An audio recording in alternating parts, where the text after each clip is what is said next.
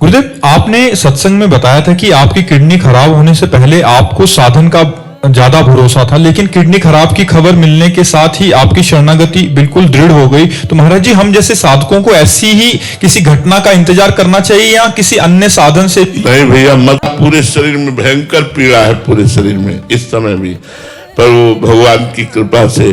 तो भगवान से मनाओ कि शरीर स्वस्थ रहे और मन आपके चरणों में लग जाए, ये बहुत बड़ी बात है।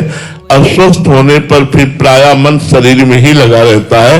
जिनका मन लग चुका है भगवान में, उनकी बात तो अलग है, पर जिनका मन नहीं लगा है पूर्ण रूप से, फिर शरीर में ही लगा रहता है। इसलिए विपत्ति की आशा तो मत करो यार, भगवान की शरणागति की जरूर आशा करो कि नाथ ऐसा विवेक दे दो, ऐसी बुद्धि दे दो जो आपकी शरण में आ जाए। सबको विपत्ति दे के ही थोड़ी शरण में भगवान लेते हैं। हाँ, अलग अलग प्रक्रिया है शरणागत की। कोई घटना, कोई विपत्ति देके, तो किसी को ज्ञान देके, विवेक देके। सब सुख संपत्ति है वो भगवान की शरण में है, पूर्ण रूप से उसे भगवान विवेक दे देते हैं। तो विवेक से भी तो शरणागति होती है। तो विपत्ति की मांग न करो, दे दे तो उनका ही। चूंकि बचपन से साधनाभ्यास में लगे, तो वही साधन का भाव था कि अगर हम 6 घंटे पद्मासन में बैठते हैं तो ये हमें भगवत प्राप्ति कराएगा। कृपा का भरोसा नहीं था, कृपा शब्द से हमारा परिचय नहीं था। इंद्रियों को रोको, मन को रोको, जितेंद्रिय रहो, ब्रह्मचर्य रहो, भूखे प्यासे रहो, गर्मी सर्दी सहो, भगवान का भजन करो, ऐसा था। लेकिन जब किडनी फेल हुई तो बैठने लायक नहीं।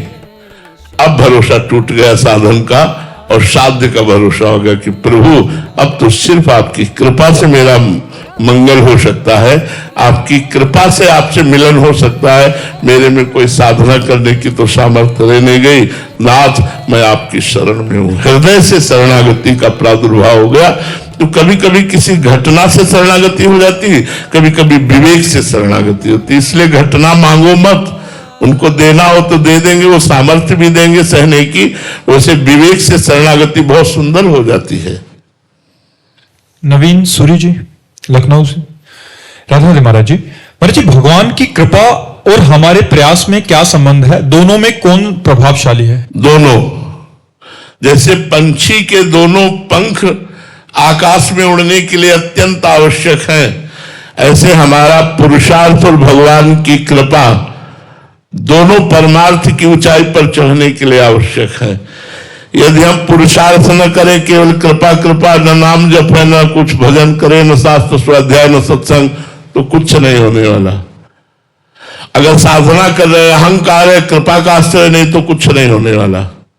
इसलिए कृपा का आश्रय और डट कर साधना, डट कर पुरुषार्थ दोनों करने चाहिए, तो उससे अध्यात्म की प्राप्ति हो जाती है। दोनों का महत्व है। ऐसा नहीं है कि साधना का महत्व नहीं है, दोनों का महत्व है।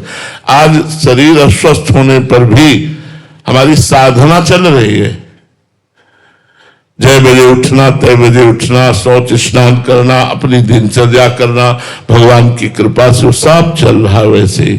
हाँ, अब यह है कि बराबर हम काफी समय तक एक आसन में नहीं बैठ सकते। थोड़ी देर बैठे, 4 कदम टहले, फिर आके बैठ गए, फिर टहले, फिर बैठ गए। अपनी दिनचर्या चल रही है।